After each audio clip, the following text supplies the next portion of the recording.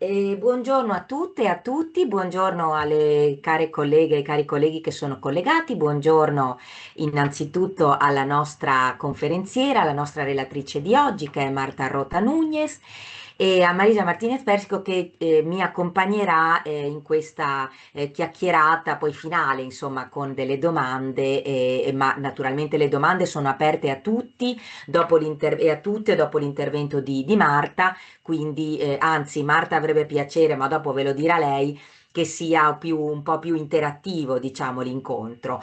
Allora, il curriculum di Marta, anche se è molto giovane, è un curriculum già molto nutrito e anche vario, però vario non nel senso di eterogeneo, perché ha una sua linea, delle linee, diciamo, di ricerca e di attività in realtà molto interconnesse.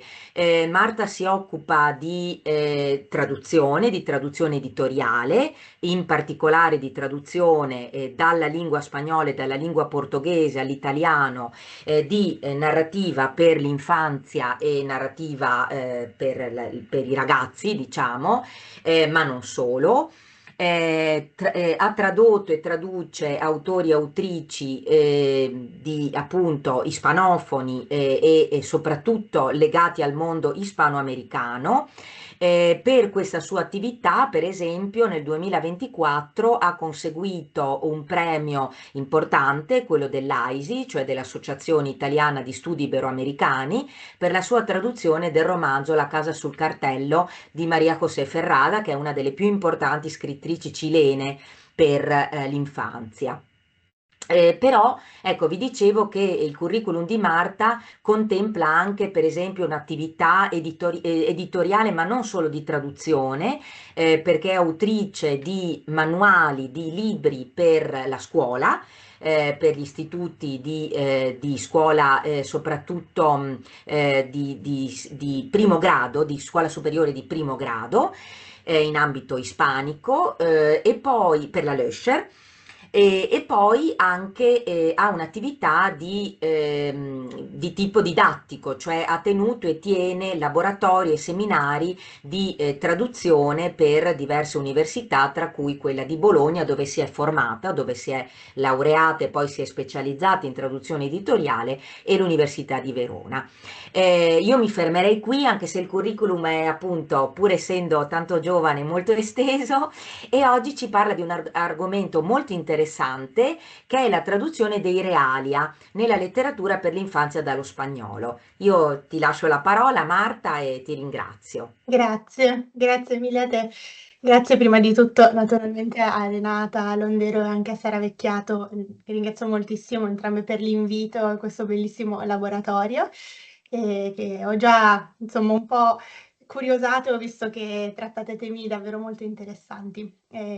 Sono felice di essere qui, anche ho visto che avete un approccio molto pratico legato alla professione e quindi contenta di portare questo granellino legato al mondo della traduzione.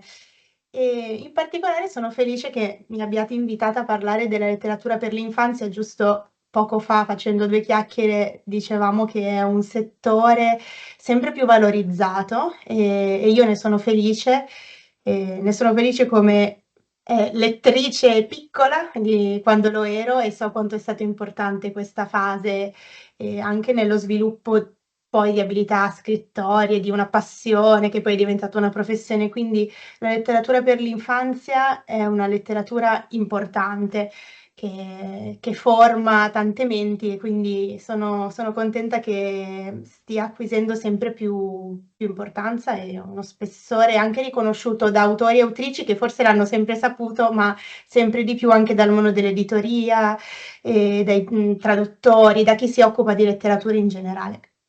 E oggi parliamo dei reali nella traduzione per l'infanzia e vi farò due piccole linee guida su come si svolgerà l'incontro. Ci sarà una prima parte un po' più teorica di presentazione, insomma, delle varie strategie di traduzione che possono essere più o meno note secondo un po' del background traduttivo che abbiate, e poi una parte un po' più pratica in cui vi porterò un po' di esempi e spero di avere un po' di interazione. Mi piacerebbe non portare degli esempi in cui abbiamo già delle risposte, ma vedere come ci possono essere tante risposte diverse alla stessa domanda, che è un po' il bello della traduzione, no? Questa scienza ben poco certa che lascia sempre tante porte aperte.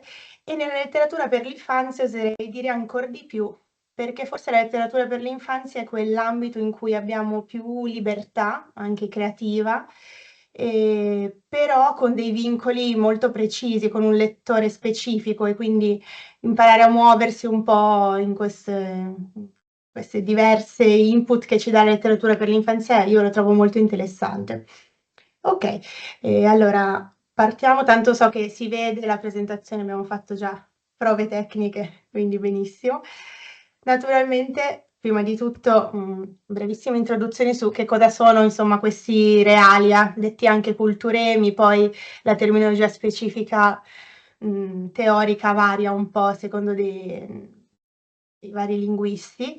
In ogni caso, io vado molto sul pratico e al di là che li chiamiamo realia, culturemi, si tratta di elementi che sono culturalmente specifici di un determinato retroterra.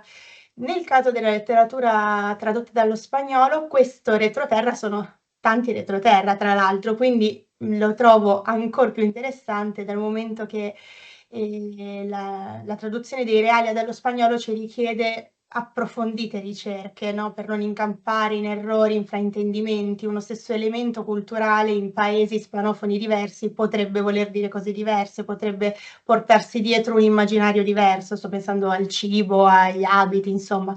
E quindi la traduzione degli elementi culturali da tutte le lingue, naturalmente è un elemento centrale, dallo spagnolo richiede anche proprio di ampliare un po' lo sguardo al mondo.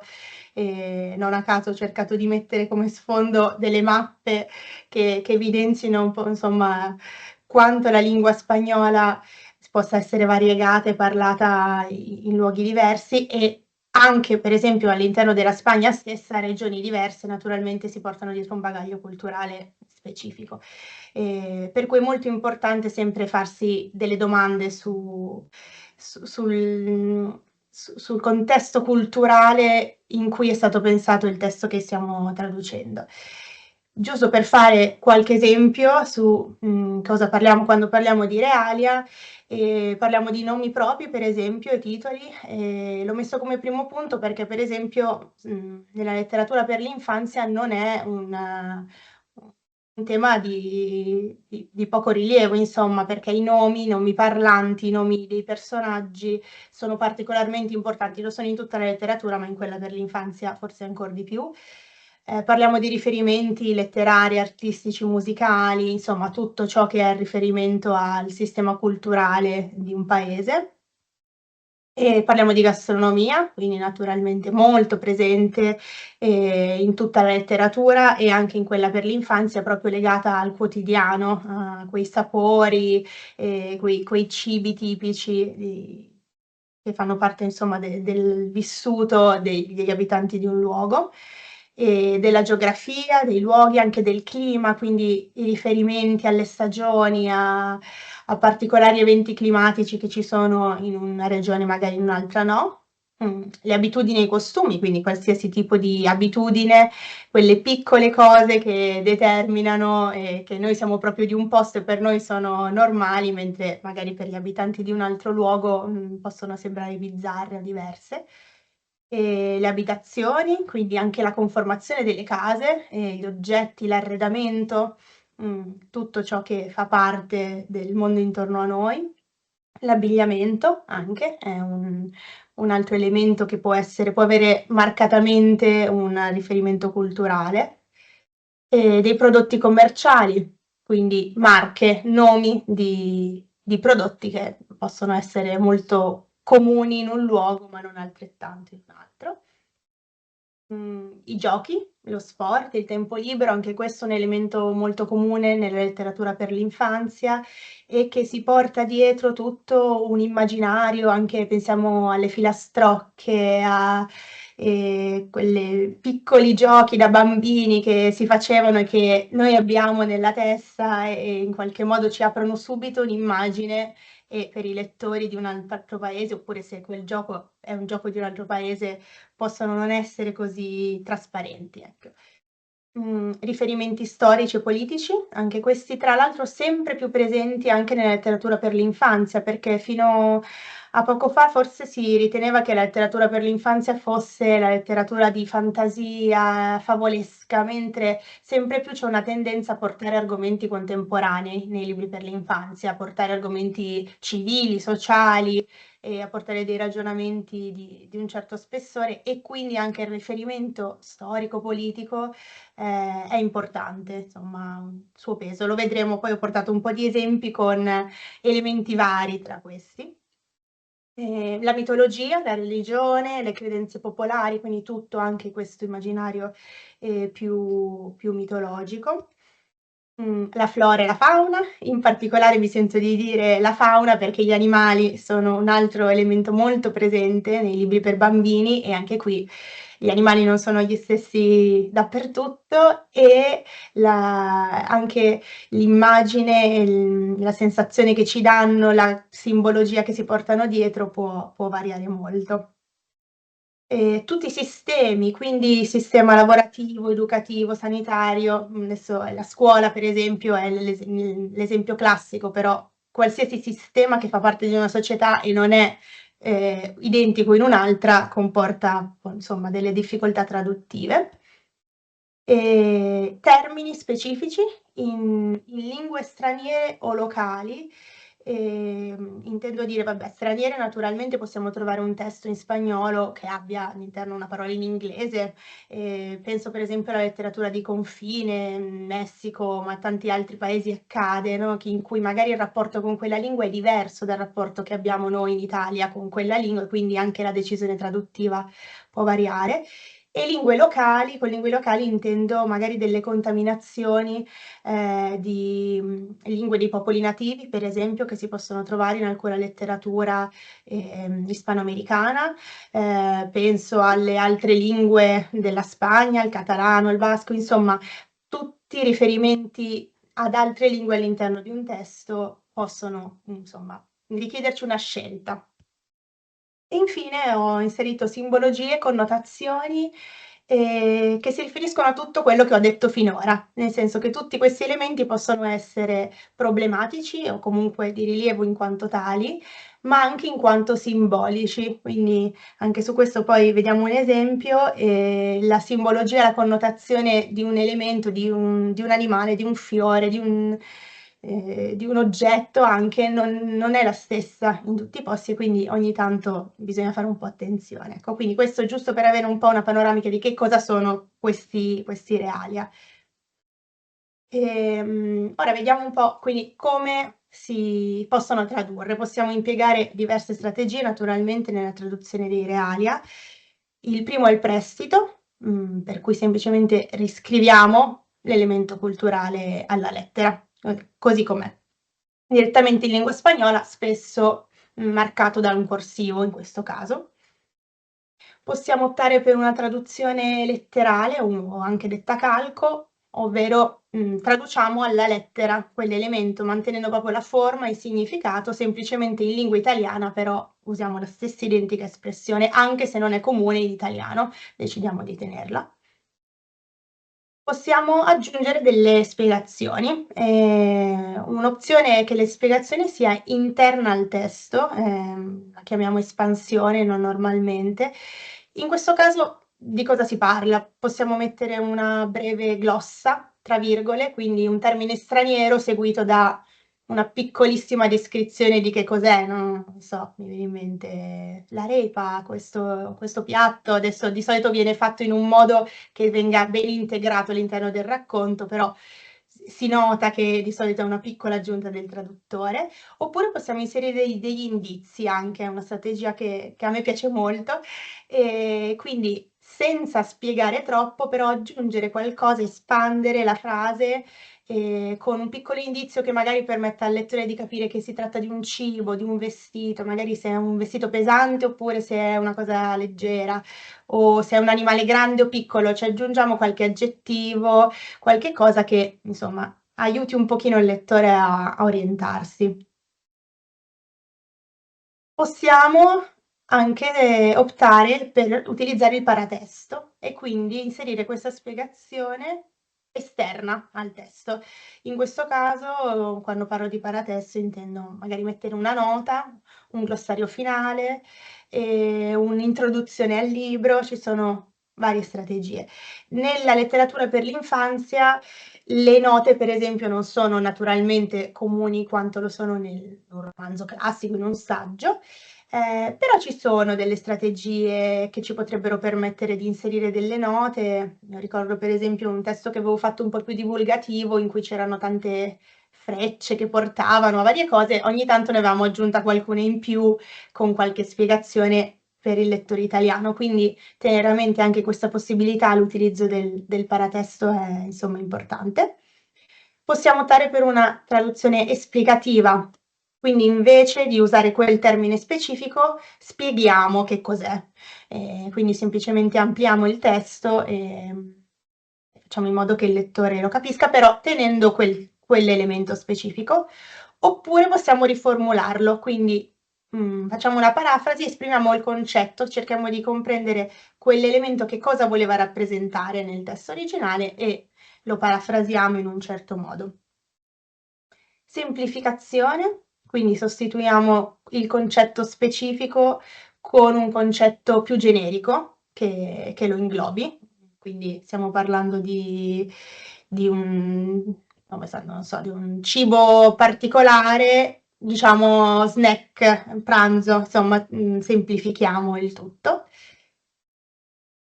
Sostituiamo con un equivalente nella cultura target, quindi un elemento tipico della cultura di partenza lo trasformiamo in un elemento tipico della nostra cultura, o magari con lo trasformiamo in un elemento che abbia le stesse connotazioni per noi. Poi faremo degli esempi, adesso concludiamo l'elenco. Lo possiamo eliminare, non è vietato, ci sono dei casi in cui può essere troppo complesso o rischiare di perdere naturalezza quell'elemento all'interno del testo e quindi optiamo per un'eliminazione. Oppure possiamo localizzare l'intero contesto. In questo caso, mentre quando parlavo di sostituzione con un equivalente mi riferivo a un solo elemento, per cui abbiamo un elemento specifico, in quel caso decidiamo di renderlo come nella nostra cultura, un'altra opzione è localizzare proprio l'intero racconto, per cui togliamo tutti gli elementi culturali e riportiamo quell'immaginario nel nostro paese. Avrete notato che queste tre strategie sono un po' in ordine dal prestito, quindi quella più estraniante, alla localizzazione dell'intero contesto più addomesticante. Poi vediamo brevemente anche questi due concetti. La localizzazione dell'intero contesto è, secondo me, la scelta più estrema a livello di domesticazione. L'eliminazione, per esempio, non lo è per forza, perché possiamo poi abbinarla a delle strategie di compensazioni. Quindi non è detto che una traduzione esplicativa, che una sostituzione, che un'eliminazione addirittura voglia dire che sto trasformando tutto il contesto. Magari è necessaria in quel punto, ma poi possiamo compensare in qualche altro punto in cui invece manteniamo un elemento, in cui magari addirittura lo approfondiamo. Insomma, giocare con le possibilità che ci dà il testo è molto importante. Nella letteratura per l'infanzia non va dimenticato il ruolo dell'illustrazione, quindi tutte queste strategie che vi ho appena nominato vanno contestualizzate anche all'interno del paratesto in senso proprio grafico. Vi ho messo un esempio, questa bellissima pagina di un libro che ancora non è stato tradotto, ma può essere che lo tradurremo a breve, pubblicato da Calandraca. Il libro si intitola Los hijos del sol di Micaela Cerif, un'autrice peruviana, che parla della leggenda della fondazione della città di Cusco. Quindi naturalmente un tema che non può essere localizzato, stiamo parlando di Cusco, deve il racconto deve svolgersi in questo luogo e deve avere il contesto culturale, e in questo caso stiamo parlando di flora e fauna anche del luogo. Mi è venuto in mente questa pagina quando riflettevo sulla importanza dell'immagine, perché l'immagine a volte è un vincolo, a volte è una risorsa.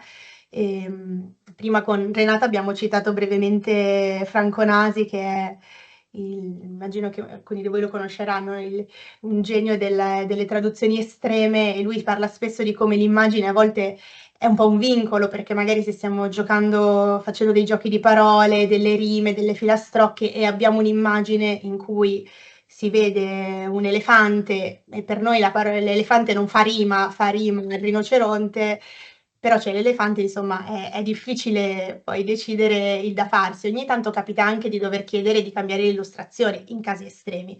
Quello, insomma, è un po' l'estremo. Io oggi vi porto degli esempi meno estremi, un po' più quotidiani, un po' più quelle piccole cose che però possono capitare spesso, per vedere un po' come muoversi in quel caso. L'illustrazione però a volte è un vincolo, a volte è una risorsa. A me piace molto sfruttarla perché il lettore bambino osserva tanto, osserva anzi forse più l'immagine del testo, e quindi qui per esempio in questa pagina c'è un elenco di animali che un lettore italiano potrebbe non conoscere, no? C'è il cuy, anche detto cuy, da noi a volte tradotto come porcellino d'India, e la vitcaccia, che sono due roditori, c'è la vicugna, il guanaco, che sono invece dei camelidi. E naturalmente qui non possiamo cambiare animali, stiamo parlando di Cusco, ma non è così importante perché ci c'è l'immagine. E secondo me bisogna anche avere molta fiducia nei nostri piccoli lettori quando traduciamo libri per bambini, perché i lettori, insomma, i bambini e le bambine sono molto curiosi, guardano tanto, fanno tante domande e non si preoccupano se c'è un guanaco e non sanno che cos'è, lo chiedono, magari non lo sa nemmeno il genitore, però c'è l'immagine, dà un indizio, può portare a una ricerca, per cui anzi forse sono i lettori perfetti a cui presentare delle cose nuove, perché i bambini trovano novità anche nei libri che noi pensiamo sono italianissimi, no? Quindi perché non introdurre qualcosa di nuovo nel loro immaginario? In questo caso l'illustrazione, per esempio, aiuta perché anche se non riusciamo a spiegare che animali sono, comunque li vediamo e quindi si può fare un'idea piuttosto facilmente. Quindi, brevemente, appunto, prima parlavo di addomesticamento, straniamento, immagino che per chi studia traduzione siano concetti già notissimi, quindi non mi ci soffermo troppo a livello teorico su che cosa significano. Ho messo questa citazione che mi piace sempre molto, di Schleiermacher, scusate la pronuncia del tedesco. Si tratta di decidere, no, se lasciare in pace il lettore o lasciare in pace lo scrittore, quindi dove ci poniamo quando stiamo traducendo, verso chi portiamo quel testo. Nella letteratura per l'infanzia naturalmente ci sono delle tendenze, che era quello che mi interessava un attimo raccontarvi. Storicamente la letteratura per l'infanzia è una letteratura in cui si predilige l'addomesticamento. Perché? Perché è una letteratura che è definita dall'identità del lettore. Si chiama letteratura per l'infanzia, letteratura per ragazzi, e nessun'altra letteratura è definita dall'identità del lettore. No? E quindi, essendo il ruolo del lettore così importante, c'è sempre stata una tendenza a portare il testo verso il lettore, per cui prediligere quelle strategie che aiutassero il bambino o la bambina a comprendere facilmente, a leggere forse senza troppa fatica il testo, però allo stesso tempo anche ad aprire un immaginario funzionale. E quindi nel corso della storia senz'altro si è partito da traduzioni particolarmente domesticanti, addirittura che stravolgevano il testo, che diventavano dei veri e propri riscritture del racconto originale, della filastrocca, della poesia. Questo ha naturalmente molti pro, che vanno riconosciuti, perché il principale obiettivo di una strategia addomesticante è quella di ottenere un effetto simile a quello del lettore di partenza. Quindi non si tratta di una traduzione infedele, non mi piace molto un po' definire se sei fedele, non sei fedele, tutte le traduzioni pensate sono in qualche modo fedeli a un'intenzione, è l'intenzione forse che è un po' diversa. In questo caso quando scegliamo delle strategie addomesticanti, quello che vogliamo è ottenere un effetto simile, essere fedeli allo spirito dell'originale, per cui se l'autore ha introdotto nel testo un determinato appunto cibo, animale, ha parlato di una leggenda che nel lettore, ora di colombiano, cileno, spagnolo, apriva un immaginario di un certo tipo, la traduzione addomesticante è quello che ci permette di provocare una sensazione simile, di paura, di gioia, un riferimento a un momento spensierato, cioè riuscire a mantenere quella stessa sensazione, cosa che a volte invece una traduzione straniante non fa, perché quello che fa è metterci più in una posizione di razionalità, di analisi. Quindi le strategie addomesticanti hanno un po' questo pregio. Stiamo andando però sempre più verso strategie stranianti anche nella traduzione per l'infanzia. Perché? Perché la società cambia, quindi oggi viviamo in una società molto più globale, multiculturale e quindi si considera che la traduzione, i libri per l'infanzia possono anche essere uno strumento di educazione interculturale, di conoscenza del mondo. Oltre a questo, oggi ci ritroviamo ad avere dei lettori che hanno a loro volta un background molto variegato, quindi un libro per l'infanzia in italiano non parla più solo a bambini che parlano solo l'italiano, parla a una popolazione molto più ampia che ha alle spalle magari una storia familiare, provenienze da diversi paesi e quindi che potrebbe riconoscersi, per cui è anche molto bello mantenere questa ricchezza per il lettore che si ritrova all'interno di quel libro, che magari riconosce un elemento culturale, una tradizione che può essere, non so, del suo compagno di classe che invece viene dal Perù e quindi può suscitare curiosità, può aprire un dialogo. Quindi la traduzione straniante senz'altro aiuta ad aprirsi a conoscere il mondo. Un'altra cosa che fa è naturalmente preservare l'elemento identitario e può anche essere fonte di fascino. Pensavo adesso, nominavamo poco fa gli animali, un animale sconosciuto può essere molto affascinante per il lettore e può anzi essere ancora più motivo di interesse rispetto a, non so, una mucca, la vicugna, per cui non diamo neanche lì per scontato che qualcosa di sconosciuto sia per forza qualcosa di negativo che può non essere compreso. E quindi da un lato siamo un po' più fedeli allo spirito con l'addomesticamento, dall'altro lato siamo più fedeli all'identità del testo originale quando scegliamo una traduzione straniante. Vi ho portato solo un breve esempio per farvi capire quanto oggi ci stiamo spostando verso una traduzione straniante. Questo, siamo in un ambito diverso, però mi è sembrato molto curioso.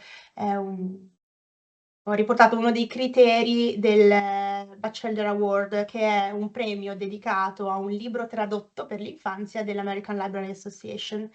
Chissà, tra l'altro, viste le situazioni attuali degli Stati Uniti, se questi criteri cambieranno, lo dico con un po' di amarezza, però finora uno dei criteri anche sorprendenti da un certo punto di vista per ottenere questo premio è, l'ho sottolineato qui, che il libro non deve essere troppo americanizzato, la traduzione. Quindi il lettore deve riuscire a percepire che quel libro arriva da un altro paese. Per esempio, quindi per l'American Library Association questo è un criterio importante per premiare una traduzione, quindi è sintomo secondo me di quanto oggi venga apprezzato il ruolo di ponte culturale che può avere la letteratura per l'infanzia, e quindi anche la traduzione, insomma nella traduzione si riflette questo. Okay, quindi come scegliamo l'approccio da adottare quando traduciamo? Insomma, abbiamo visto varie strategie, 2 diversi approcci. A guidarci, secondo me, è sempre quella che in traduttologia si chiama la dominante. Sto dicendo delle cose che probabilmente per chi si occupa di traduzione valgono anche per la letteratura, insomma, per adulti, in letteratura classica.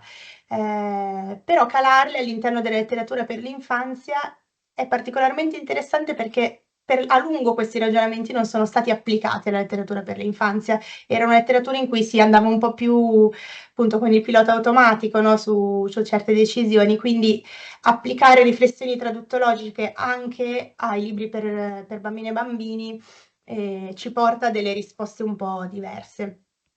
Ho riportato qui due citazioni che io trovo insomma, molto puntuali, quindi lo dicono meglio Franca Cavagnoli e Umberto Eco di me. E cosa parliamo quando parliamo di dominante? Sapere in funzione di che cosa facciamo la traduzione, quindi mettere a fuoco qual è il nucleo centrale di quel testo, individuare perché è stato scritto e qual è l'effetto che voleva ottenere. Quindi non solo in funzione di chi si fa la traduzione, come scrive Franca Cavagnoli, ma anche in funzione di che cosa. E Umberto Eco la chiama la scommessa del traduttore, che secondo me è un'altra metafora molto, molto indovinata.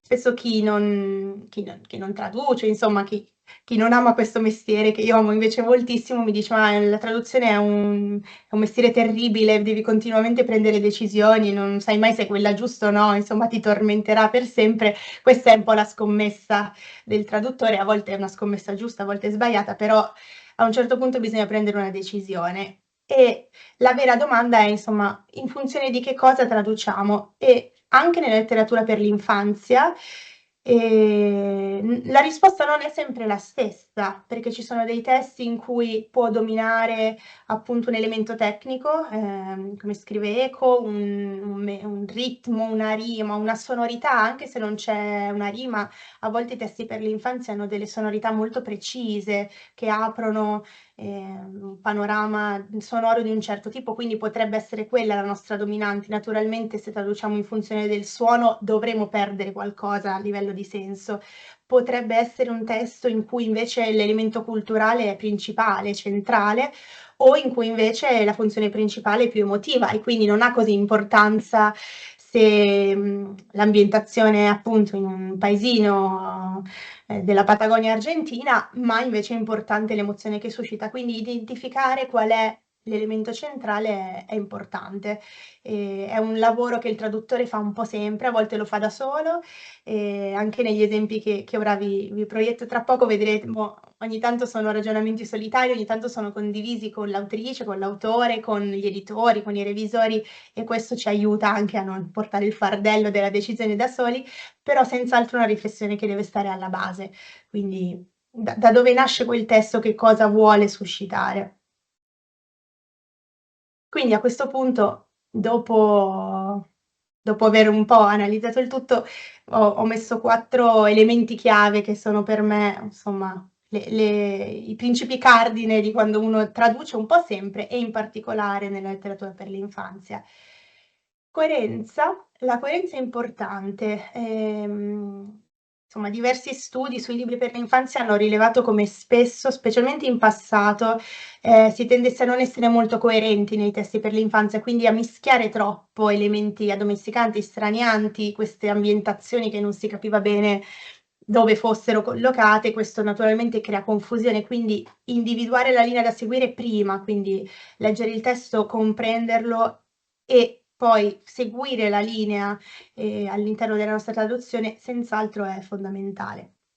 È giusto perché, amo contraddirmi, il secondo punto è la flessibilità. Questo, tra l'altro, un'altra buona regola del traduttore è conoscersi, quindi sapere se può peccare più su un fronte o sull'altro. Io a volte forse, per esempio, pecco più sulla flessibilità, quindi per me è una parola chiave importante, perché anche quando si identifica una linea da seguire, quindi ci diamo delle regole, dobbiamo un po' avere il coraggio di uscire, di fare uno strappo alle nostre stesse regole, mantenere uno sguardo vigile per capire dove, anche se magari abbiamo deciso che quel testo deve essere ambientato in quel paese, l'elemento culturale importante, magari quella singola parola non funziona. In quella pagina perdiamo troppo a livello di emozione, magari mantenendo l'elemento. Quindi stare attenti anche ad essere flessibili è per me particolarmente importante. D'altro lato stare attenti anche ad essere coerenti, quindi in base un po' a dove tendiamo a peccare, prestare più attenzione. Però secondo me porsi delle regole e fare degli strappi a quelle regole è un po' forse la frase chiave della scelta del traduttore. Un'analisi importante, dico sempre appunto non andare con il pilota automatico, valutare caso per caso quel realia, quell'elemento culturale. Che cosa significa, cosa vuole dire, cosa vuole trasmettere, e la nostra scelta nel lettore quale effetto avrà. Quindi caso per caso risoffermarsi sulla linea che avevamo individuato e riporsi la stessa domanda, perché la risposta potrebbe essere diversa. E infine, naturalmente, il buon senso, semplicemente. Un buon traduttore ha una sensibilità, una competenza interculturale per forza spiccata, perché vive un po' tra culture diverse e quindi anche farsi guidare da quella sensibilità, cercare di comprendere, quali sono insomma le sensazioni che ci trasmette quel testo e fidarci anche un po', no, della nostra sensazione, è sempre una buona strategia, quindi ogni tanto si trovano delle cose che diciamo: "Ma questa cosa non ha senso", bisogna riuscire a invece farsi guidare dal proprio buon senso, secondo me, e dalle proprie competenze a tutto tondo, che non sono solo linguistiche. Okay, che ore sono? Perfetto. Faccio una mini pausa. Allora, mhmm, ora parte la parte in cui potete interagire. Tra l'altro se volete riattivare le webcam, poi magari i microfoni in base a, chi interviene, però vi voglio portare qualche esempio pratico. Ehm, Ho deciso, di portarvi esempi della stessa autrice, María José Ferrada, un'autrice cilena. Ehm, Lei è nata a Temuco nel '70, insomma è un'autrice molto, molto prolifica, soprattutto di libri per l'infanzia, per la maggior parte sono albi poetici illustrati. Ha scritto anche un paio di romanzi per adulti, prima è stato nominato La casa sul cartello, raccolte poetiche, insomma è un'autrice che io trovo estremamente efficace nella sua scrittura, semplice, sempre poetica, molto luminosa. È stata molto tradotta, quando io ho iniziato a tradurla ancora era poco nota e ora è già tradotta veramente in tutto il mondo. Ho deciso di portarvi esempi della stessa autrice perché, volevo un po' attivare il ragionamento sul fatto appunto di non andare con il pilota automatico, ovvero stessa autrice, a volte addirittura vedremo stesso libro, stesso editore, non è detto che la strategia da applicare debba essere la stessa, e a volte è proprio la sottigliezza del comprendere il perché di quell'elemento che ci dà un po' la risposta. Quindi spero di portarvi anche esempi di opere diverse, nonostante siano un po' nate dallo stesso auto, insomma. Allora, sentitevi appunto liberi di intervenire. Non vi porterò allora, faccio un'altra piccola premessa. La maggior parte dei testi che ho portato sono testi su cui ho lavorato io, tranne uno, e anche questo è il motivo, in questo caso, c'è un motivo dietro, non tanto autoreferenziale, ma perché vorrei portare dei testi in cui possiamo ragionare sul processo che c'è stato dietro, e quindi naturalmente, se ho già il prodotto finito non funziona allo stesso modo. Una delle cose che vorrei fare è capire come in realtà non ci sono risposte giuste, quindi non avevo piacere di portarvi la risposta corretta nella traduzione pubblicata, che comunque c'è una decisione che è stata presa da me, dall'editore in alcuni casi, però vedere come in realtà ci sarebbero state diverse possibilità mi sembra molto più interessante e anzi, magari trovarne anche di migliori, chissà, poi passano gli anni, le traduzioni invecchiano e può essere che qualcuno vengano in mente delle idee migliori. Il primo libro che vi porto è questo testo che si intitola Un albero, una gatta, un fratello, edito da Doppi Pittori, pubblicato per una raccolta che si chiama Gli anni in tasca. È importante perché questa raccolta, che cosa fa? Sono racconti autobiografici di scrittori, illustratori, editori, insomma i Doppi Pittori, gli editori chiedono a qualcuno di scrivere una propria piccola autobiografia dell'infanzia o dell'adolescenza. Quindi si tratta di testi che raccontano esperienze proprie, vere, e quindi particolarmente calati nella realtà di quella persona. Per cui non si tratta di storie di fantasia. A volte, addirittura come questo testo, piccola parentesi editoriali, non esistono nemmeno in lingua originale, perché sono proprio commissionati per essere per questa collana. Quindi è un testo che al momento è uscito soltanto in italiano. La fascia d'età è abbastanza un po' più alta, non si parla proprio di bambini piccoli, magari anche un lettore di 10 anni, perché è un libro che ha qualche illustrazione, ma può essere insomma letto anche in autonomia. E faccio vedere alcuni passaggi in cui ci sono degli elementi culturali e dite un po' insomma la vostra. Questo è il primo, in realtà sono tre piccole frasi dello stesso capitolo, ma a punti diversi, non era troppo lungo per metterlo tutto. Qui Maria José racconta alcuni episodi legati a suo nonno che l'ha sempre chiamata Guacita, quindi suo nonno gli dà degli insegnamenti. Il primo è: mira el cielo, Guachita, el hombre, aunque mezcle todos los tarros de pintura del mundo, nunca logrará un celeste así.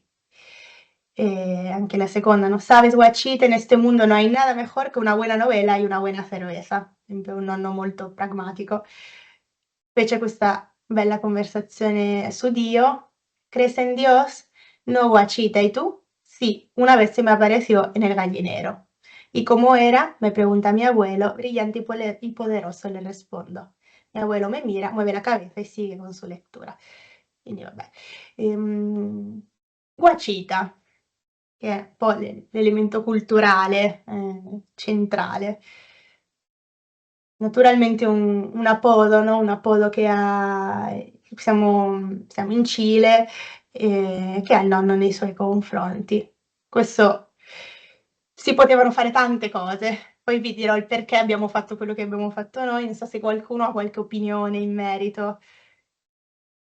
Che cosa avrebbe fatto così su due piedi, anche considerando un po' il contesto del libro.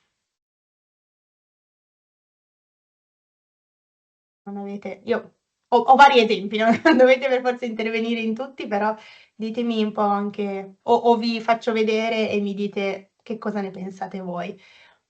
Qui si poteva naturalmente trovare un equivalente italiano, era una possibilità. Anzi forse ce ne sono solo 2, erano o trovare un equivalente italiano o mantenere lo spagnolo, questo è. Noi abbiamo deciso di osare e di lasciarlo. Ehm, questo insomma sono i pezzettini della traduzione pubblicata. Il motivo per cui abbiamo deciso di farlo è il tipo di testo, ovvero qui siamo in un racconto autobiografico in cui l'abuelo di Maria José la chiama Guacita. Non poteva chiamarla in nessun altro modo, secondo noi. Parlo di noi perché con questo editore in particolare c'è una riflessione condivisa, dicevo a proposito del fardello del traduttore, e quindi in questo caso qualsiasi soprannome italiano, tesoro, stellina, qualsiasi cosa, per noi non avrebbe rappresentato davvero suo nonno.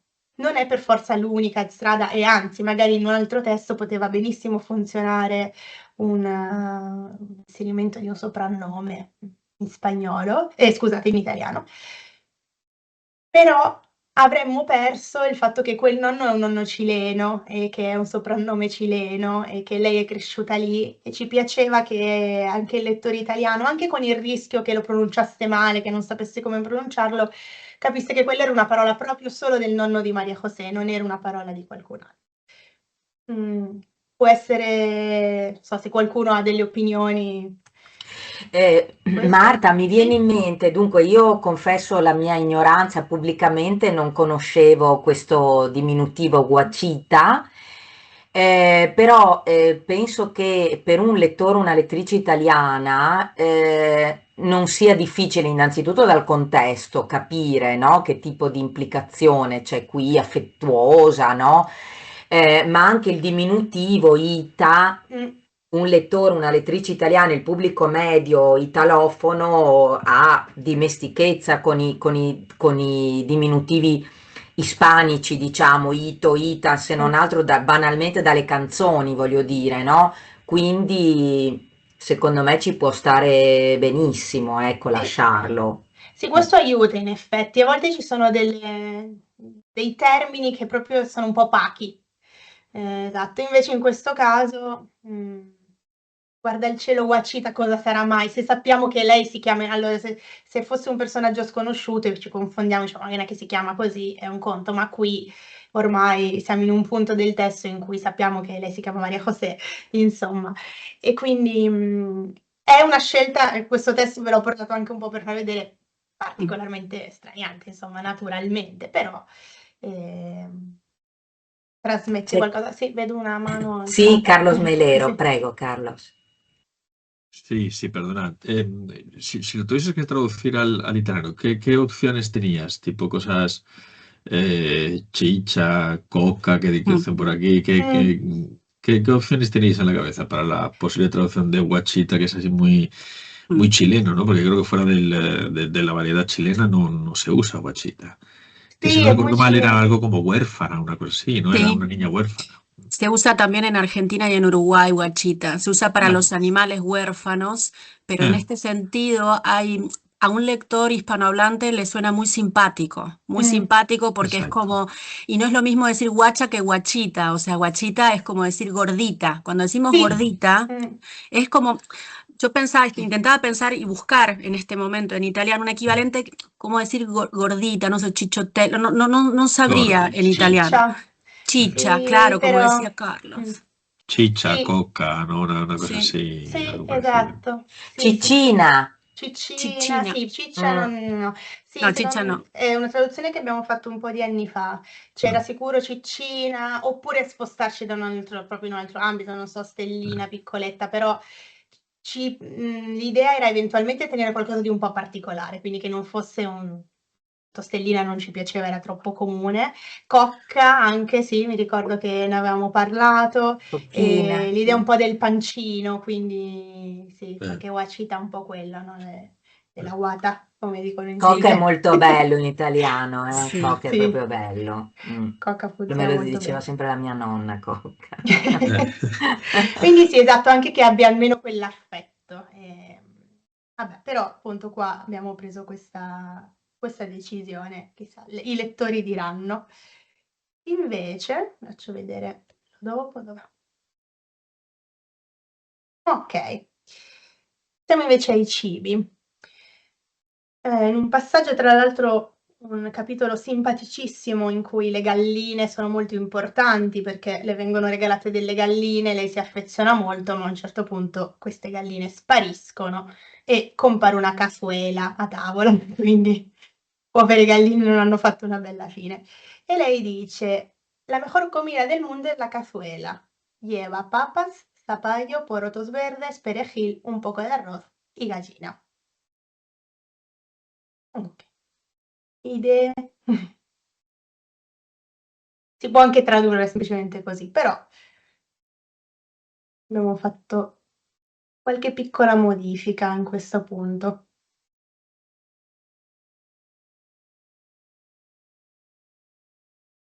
Faccio vedere cosa è successo in italiano. Prima parlavo un po' di espansione del testo, no? Nell'aggiungere delle spiegazioni senza aggiungerle, naturalmente.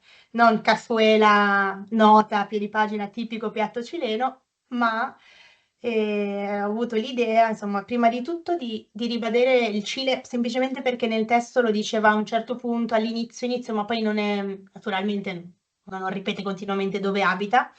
Quindi ci piaceva l'idea di ricordare che la cazuela è un piatto cileno.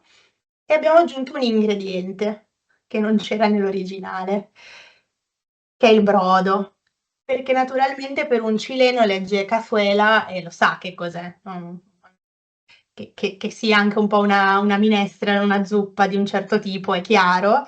Mentre a un certo punto anche lì, prima dicevo l'importanza di stare un po' vigili, riflettere, è facile quando si hanno anche molte competenze interculturali, a volte non mettersi nei panni del lettore, questo è un errore in cui si cade spesso, quindi noi sappiamo cos'è la cazuela, diamo un po' per scontato, invece la domanda è stata: ok, ma come se le immagina questa cazuela il lettore se io gli dico che ci sono le patate, la zucca, i fagiolini, il riso e la gallina? Non penso in un piatto in umido. Quindi aggiungere il brodo è servito un po' questo. Quindi abbiamo deciso di tenere anche qui il nome, cazuela, perché l'idea di base di questo testo è quella di mantenere l'ambientazione cilena, però aiutando un pochino. Quindi questo è un esempio di aiutini al lettore che non disturbano, forse uno non sente nemmeno che c'è qualcosa in più in traduzione. Invece a un certo punto, sempre in questo stesso capitolo, succedeva una cosa un po' più particolare con il cibo. È questo. Sempre molto turbata dalle sue galline che sono finite nella cazuela. E allora dice: esa noche soñé que nadaba en un plato de sopa, que alguien por error, en lugar de papas, había puesto fideos en los que mis pies se enredaban. Al despertar supe inmediatamente que ese sueño horrible, esos fideos, eran mi conciencia. Qualcuno individua l'elemento problematico qua? Che è questo, più o meno. Adesso non ho trovato una foto migliore, Fideos. Sì, sì. però l'idea era un po' questa qui. Allora, beh, in Cile los fideos sono qualsiasi pasta, può essere anche le penne, le chiamano fideos. Però qui los fideos, los pies se enredaban, quindi doveva essere per forza una pasta lunga, anche solo dei noodles in realtà. Tra l'altro, anzi, prima chiedo a voi se qualcuno ha delle idee o vede qual è la problematica di fideos rispetto alla cazuela prima, almeno secondo me.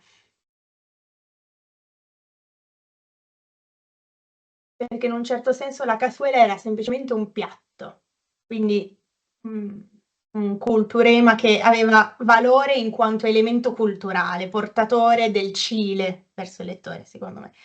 Mentre qua los fideos hanno più un valore simbolico, c'è bisogno di qualcosa che trasmetta quell'enredarsi. E secondo me hanno anche un altro problema, che i noodles per noi portano in un altro contesto culturale, mentre l'eventuale spaghetto è un nostro elemento. Ma poi non si mette nel brodo Certo, lo spaghetto, naturalmente. cioè hai la pastina, ma lo spaghetto lungo, cioè io in Italia lo spaghetto lungo nel brodo non l'ho mai No, mangiato, certo, certo. E magari se un fosse, po' più, sì, per se fosse cui qualcosa di estraneo, ancora, ma lo spaghetto è proprio nostro, quindi non lo mettiamo nel brodo. Quindi, giusto per farvi anche, vi rendo partecipi del processo traduttivo e insomma, come uno si arrovella, io questa traduzione l'ho fatta mentre ero in Cile e Maria José la vedevo spesso. E un giorno gliel'ho detto, ho detto: ah, non so cosa fare con lo fideos de tu sopa. E lei è stata lei, quindi qua faccio ammenda, nel senso che la decisione non è stata nemmeno mia. Lei mi ha detto: ah, vabbè, ma metti qualcos'altro. E questo in realtà è molto simbolico di quando prima dicevo capire qual è l'elemento centrale nel testo. Non mi avrebbe mai detto metti qualcos'altro per la cazuela, forse nemmeno per Wachita, non lo so perché quello non gliel'abbiamo chiesto. Ma lo fideos qui per lei non era importante che fossero fideos, era come avevamo immaginato, era importante cosa rappresentano. Quindi alla fine abbiamo deciso di puntare sulla verdura, tra l'altro perché gli spinaci un po' sono filamentosi e hanno anche un po' una connotazione lievemente negativa, magari per il ragazzino, una cosa un po' brutta, no? Ho sognato la zuppa con gli spinaci. Comunque anche un po' strana perché non è così comune, quindi hanno sbagliato, invece delle patate hanno messo gli spinaci, però comunque mi sembrava che potessero attorcigliarsi, quindi stesso capitolo, stesso libro, stessa autrice, però 2 cibi che volevano dire 2 cose molto diverse, per cui uno mantenuto assolutamente, l'altro potenzialmente anche cambiato. Quindi Marta, sì, volevo chiederti, stavo pensando a un'opzione, perché noi, come pasta lunga nella zuppa, mettiamo quelli che si chiamano cabellos de ángel.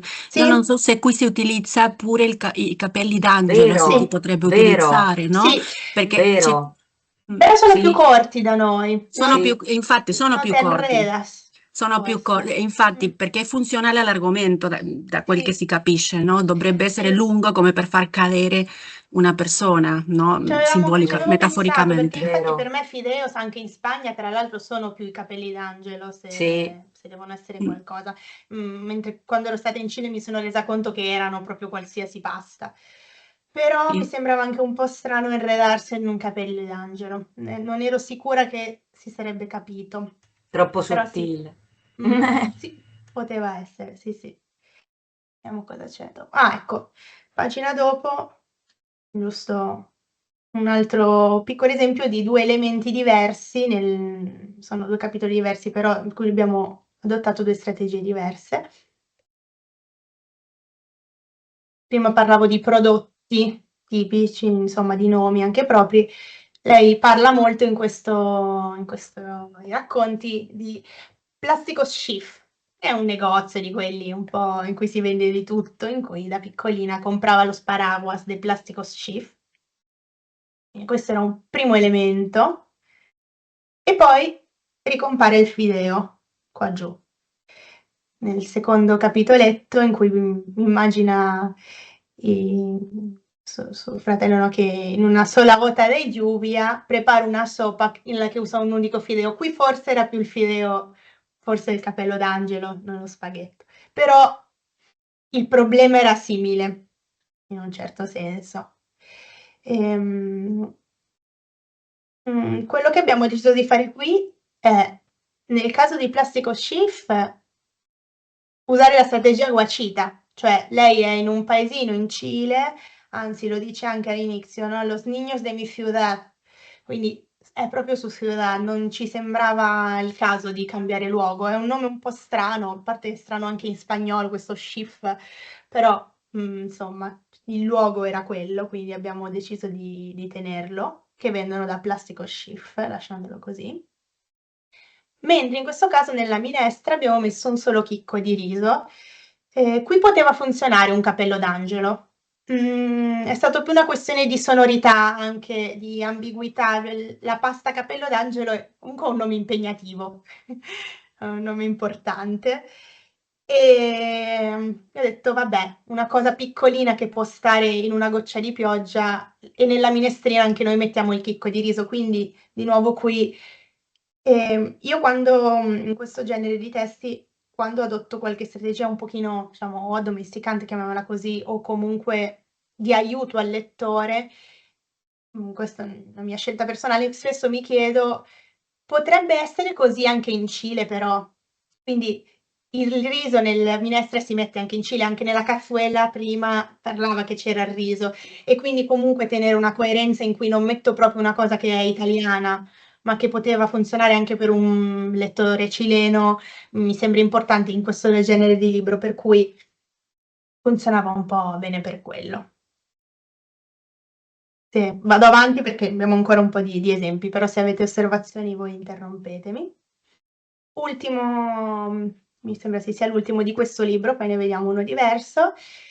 Questo capitolo in cui invece parla dell'abuela, che a un certo punto un'abuela molto religiosa, con un Dios al que le canta canciones, y dice, cuando mi línea del tiempo avance 30 años, mi abuela morirá y lo último que hará será cantar. Más allá del sol, yo tengo un hogar, hogar, bello hogar, más allá del sol.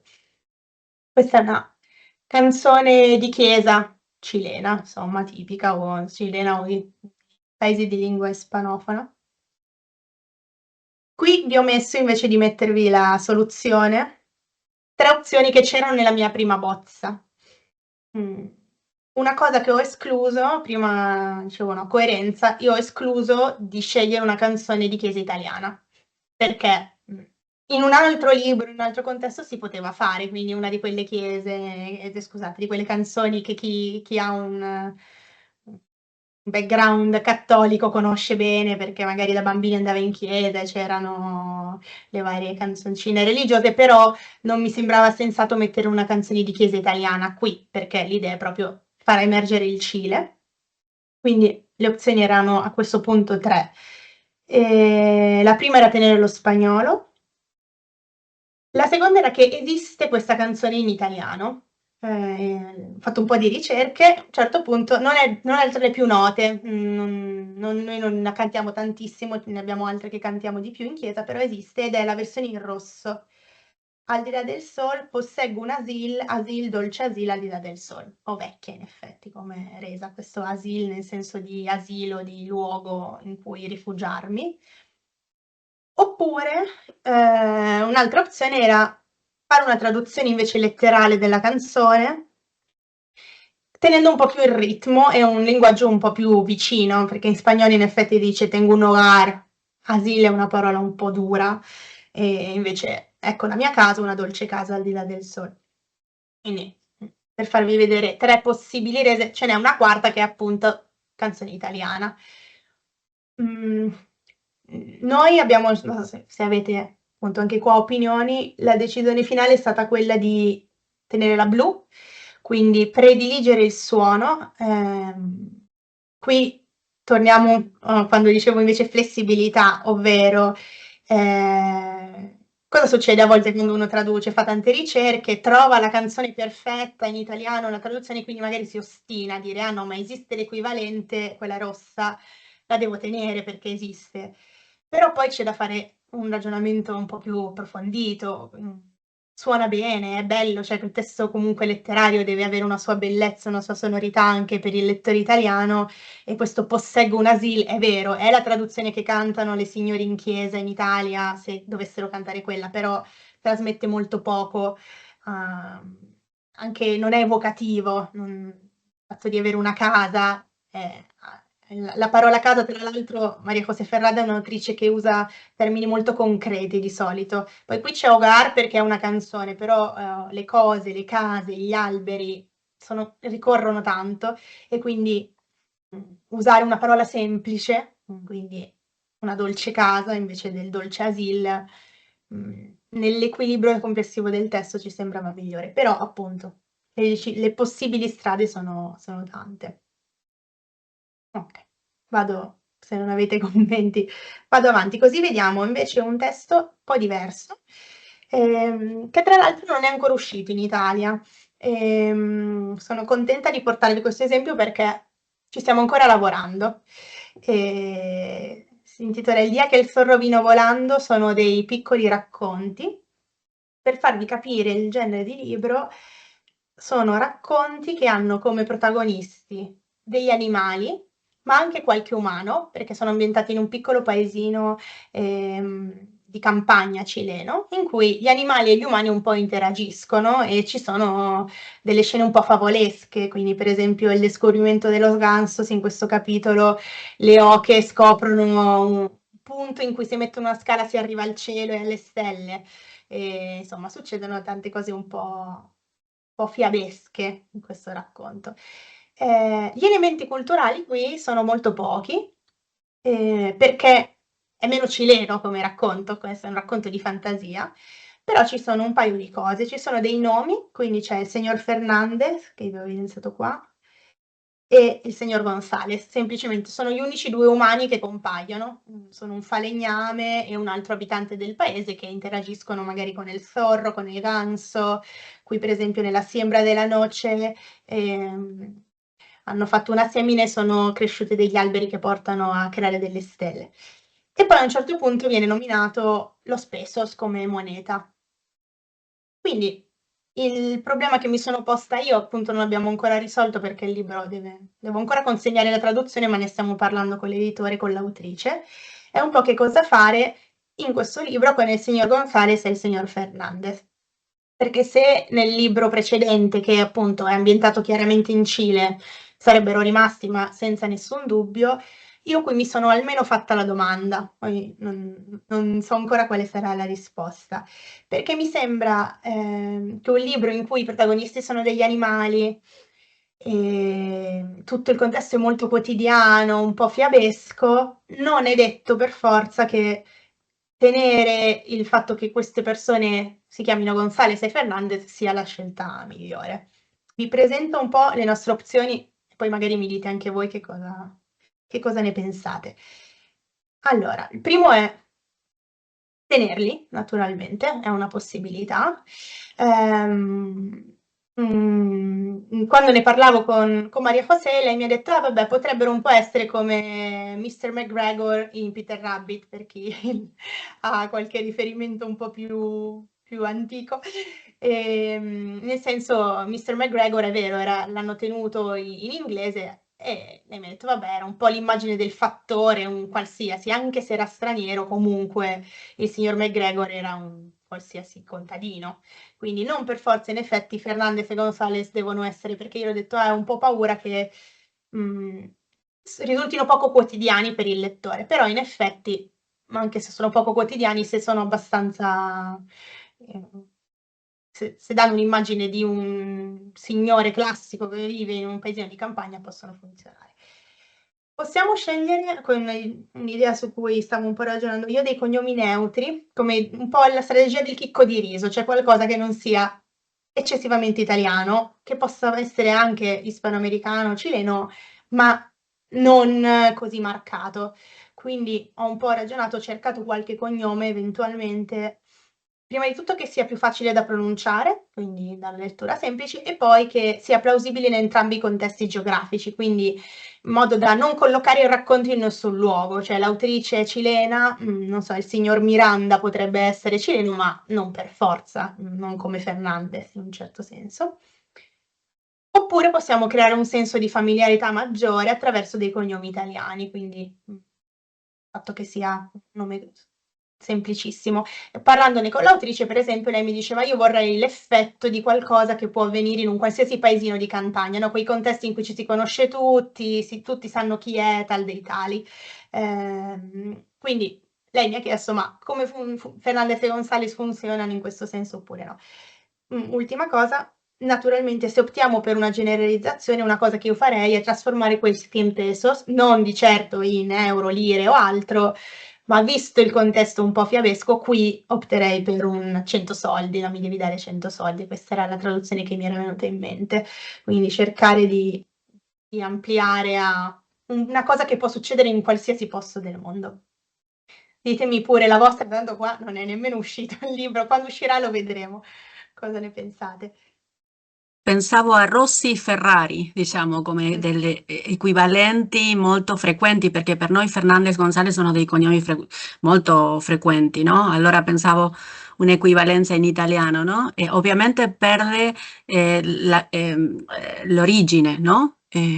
Ispanoamericano, spagnolo, però rende quell'idea, no? Di che potrebbe essere qualsiasi, di Sì. qualsiasi Sì. persona. Io Rossi è il primo che mi è venuto in mente. Devo dire che non lo amo troppo proprio perché c'è fin troppo il signor Rossi. E mi è venuto in mente anche Villa, che ho detto magari un po' più... Però sì, se si vuole tenere... È come se avessi un po' di timore, io devo ammettere con questi libri, di essere poi troppo italiana, in un certo senso. Però l'effetto lì, quando ragioniamo invece su l'effetto nel lettore, González e Fernandez sono quelli che ci sono dappertutto, c'è un signor Fernandez in qualsiasi paese. In Italia funziona un po' peggio, beh, Rossi sì, perché in Italia non abbiamo questi cognomi così diffusi proprio ovunque, in spagnolo un po' di più. Però sì. Secondo voi, al di là della scelta del cognome, nel contesto di questo libro, quindi diciamo fiabesco, ambientato in un paesino rurale, quanto è importante o come sentite voi anche nell'opera in generale di un'autrice così che ha anche dei libri invece molto più ambientati in Cile, il fatto di tenere l'ambientazione oppure no? Cosa ne dite? Posso intervenire? Sì, Io in questo caso, appunto, perché non c'è un grande collegamento col territorio, li cambierei. E eventualmente creare un nome parlante, cioè come crea se è un falegname, crea carta, taglia alberi, qualcosa mm, così. anche si può dire.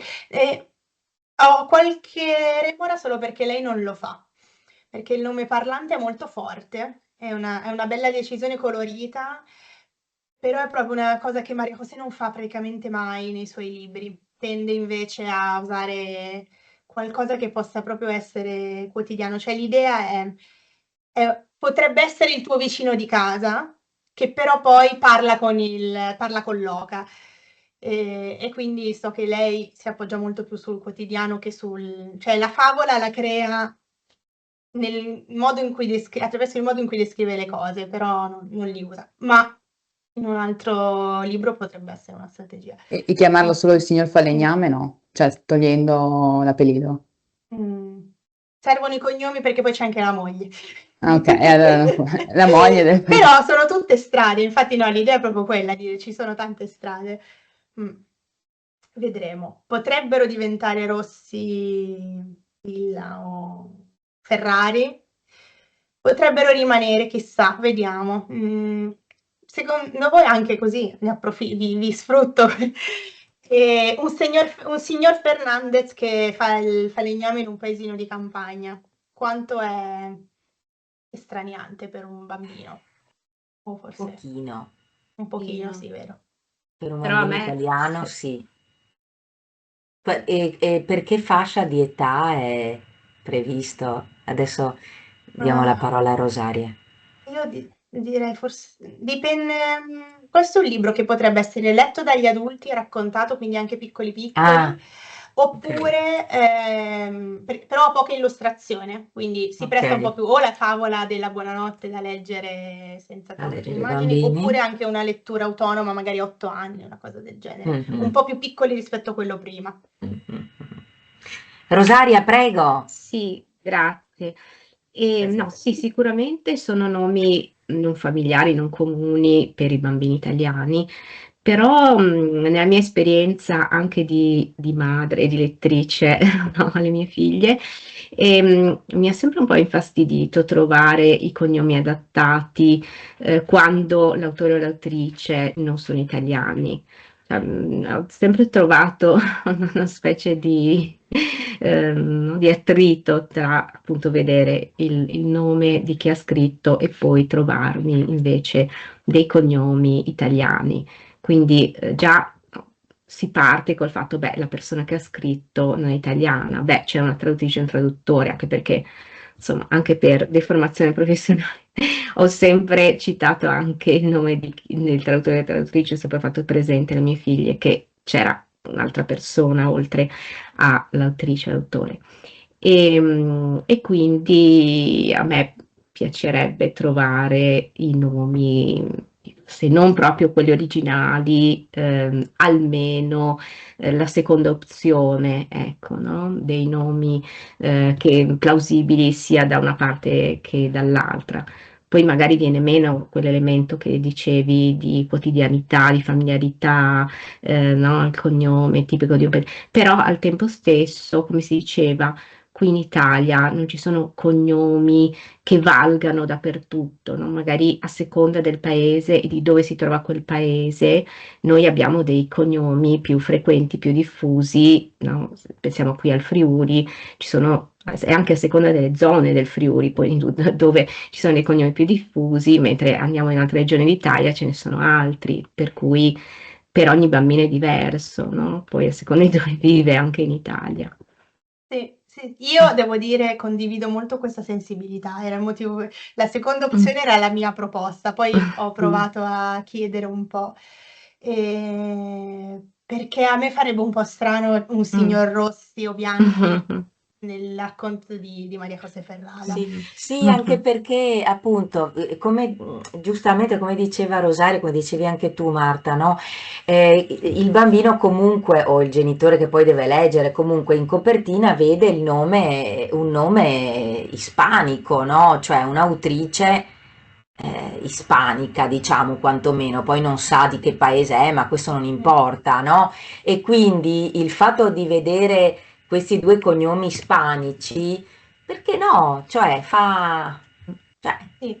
c'è un Io poi riferimento a sono... quella cultura lì, Sì, no? diciamo che allora Eh, io propendevo su appunto Miranda, Romero, questi cognomi che si Mm, leggono bene bene. e che Mm. lo beh, mantengono. Romero Allo è stesso bello. tempo, poi Mm. proprio quando l'autrice mi ha detto per me è importante che siano proprio dei signori qualsiasi. Ora, Fernandez e González non sono qualsiasi, però è anche vero che per noi sono un po' lo stereotipo del cognome ispanofono, anche questo è vero, Mm, quindi sì. di solito... C'è Carmen Jiménez che ha mandato in chat un Ah, l'ho suggerimento. vista.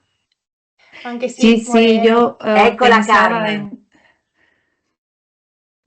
había pensado en dos apellidos así un poquito más neutros como son Moreno y Romano, que incluso también están en algunos casos en Italia, ¿no? Romano y Moreno, también hay muchos morenos, morenas. Sì, sì, sì, è vero.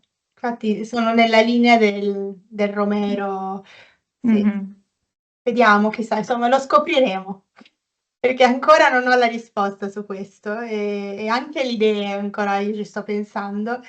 Mentre sullo Spessos credo che probabilmente chiederò di cambiarli in ogni caso, Sì, perché no, lì lo quelli... speso va benissimo, i soldi. Sì, sì, sì, Sì, Soldi è bello. sì, è sì, bello. sì. Sì, è un po' antico, fa favola. Ujú, Sì, ujú. sono quelli con cui compra questi semini che si trasformano in stelle, quindi sono perfetti. Benissimo. Va bene, vi faccio vedere ancora un paio di esempi, poi se qualcuno ha domande. Allora, su invece cosa totalmente diversa. Tra l'altro questo non è un libro, questo non l'ho tradotto io, l'ha tradotto Giulia Giorgini che ha fatto una tesi di laurea su questo libro di Maria José Ferrada. È un esempio che vi volevo portare solo per farvi vedere invece quando parlavo del paratesto in senso un po' più ampio. Penso che Niños è una raccolta poetica dedicata ai bambini uccisi durante la dittatura cilena. Sono 34 poesie, ve le faccio anche vedere, in cui Maria José immagina un piccolo momento di vita di questi bambini se fossero rimasti in vita, quindi non sono poesie tristi, anzi al contrario sono molto luminose. E la sua idea è, cioè alla fine del libro c'è proprio un elenco dei nomi dei bambini scomparsi e lei si immagina un momento, una passione, un qualcosa che piaceva a questi bambini. Quindi una raccolta molto commovente, molto bella. Come vedete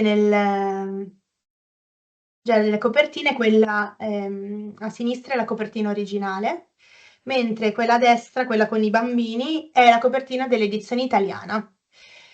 Nonostante si intitoli Niños, comunque, una scelta editoriale secondo me molto coraggiosa, anche perché gli editori, questa parentesi invece più di mercato, hanno molta paura di mettere in copertina parole straniere perché poi il lettore pensa che è un libro in un'altra lingua, non lo apre nemmeno, quindi in questo caso l'ha pubblicato Edicola, che è un editore che fa principalmente libri in realtà di narrativa per adulti, non per bambini, e che però ha un rapporto molto stretto con il Cile, porta tantissimi autori cileni in Italia, quindi ha anche dei lettori molto attenti a questa tematica e un po' curiosi, insomma, a volte ci vuole anche un po' di semplice curiosità per cui uno non si fermi appunto alla copertina.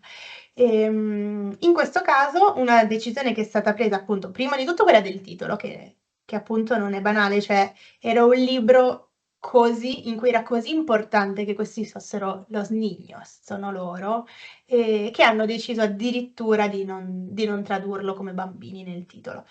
E Giulia Giorgini ha lavorato sul paratesto, nel senso che ha aggiunto un'introduzione che ha chiesto all'autrice di scrivere, insomma l'hanno scritta insieme e poi lei l'ha tradotta, che è inserita all'inizio, prima delle poesie.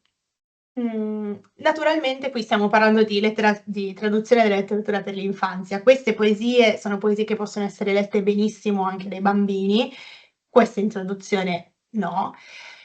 Però un'altra caratteristica importante dei libri per l'infanzia è che spesso arrivano al lettore attraverso una mediazione di un adulto, che può essere il genitore, può essere un amico, un insegnante, un bibliotecario, e quindi in realtà il paratesto in questi generi di libri potrebbe anche essere sfruttato per arrivare invece al lettore adulto, che quindi si fa un'idea di che cosa sta leggendo e poi può decidere se e come trasmetterla al bambino o alla bambina.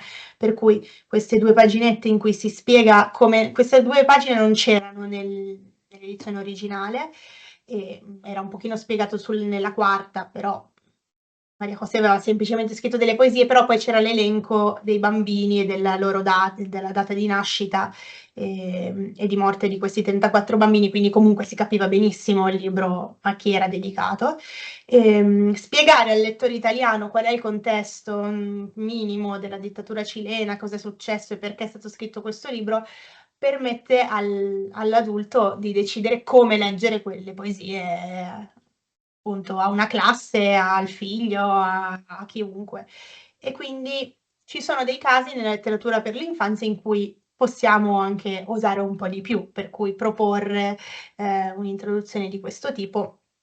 Qui è stato anche tra l'altro tradotto il titolo nel titolo invece dell'introduzione, e semplicemente dare uno strumento in più al lettore adulto, che può usarla, raccontare questa storia se considera che magari può essere utile, oppure no, oppure leggere semplicemente le poesie per come sono e lasciarle lì, insomma.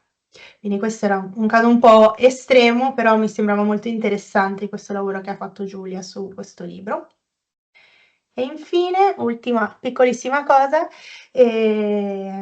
faccio vedere un caso invece emblematico quando parlavo delle connotazioni delle parole. Questo è un libro, Il lenguaje de las cosas, è il primo libro di Maria José che ho tradotto, uscito poi per Topi Pittori. Sono delle poesie in cui lei immagina che le cose abbiano una loro voce e facciano delle cose un po' diverse rispetto al solito. Non presentava particolari problemi culturali perché è legata agli oggetti e per fortuna erano tutti oggetti molto usati anche da noi, però ci sono comunque a volte dei piccoli dettagli. Per esempio in questa poesia, dedicata a las lámparas, ve la leggo, las lámparas que huelgan del techo son los soles de la casa. Se encienden y es como si un pequeño día naciera dentro de la noche. Un día que solo durará algunas horas y en el que cabe la sopa de la cena. Las lámparas pequeñas, esas que viven sobre las mesillas de noche, parecen en cambio crisantemos amarillos o panales. Por eso confunden la habitación con un jardín y hay días en los que no saben si son lámparas o una especie rara di luciérnaga. Questa poesia poteva essere tradotta così, diciamo, a livello di elementi. Però ce n'era uno che non ci convinceva del tutto. Non so se qualcuno l'ha già identificato. Sottigliezza. Che sono los crisantemos.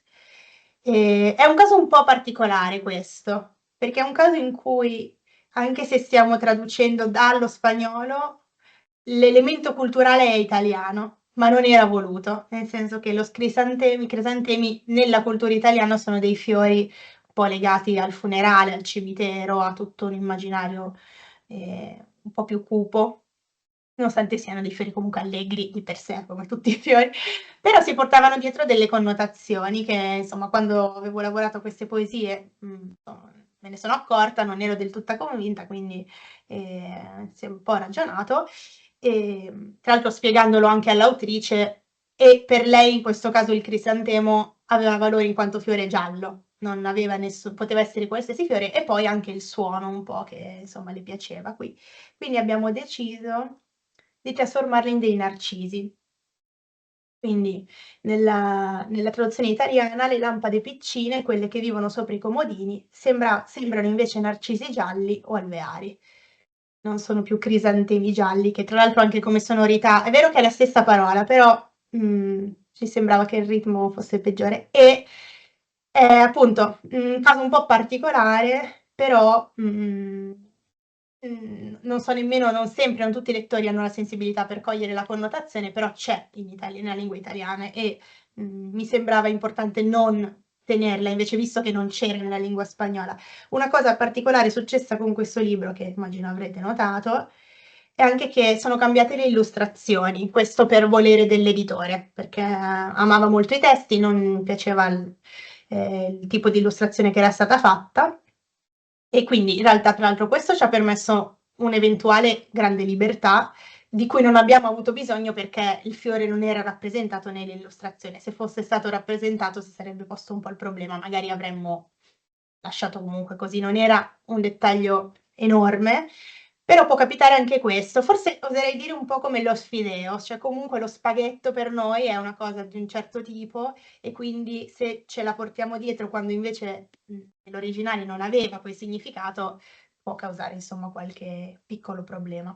E quindi sono diventati narcisi che ci sembrano tanto carini, gialli. E poi hanno un po' anche quella forma di lampada, funzionavano molto bene, per cui abbiamo tenuto. Quindi nulla, questo era per farvi vedere invece a livello di connotazioni di alcune parole come a volte può capitare anche sull'italiano.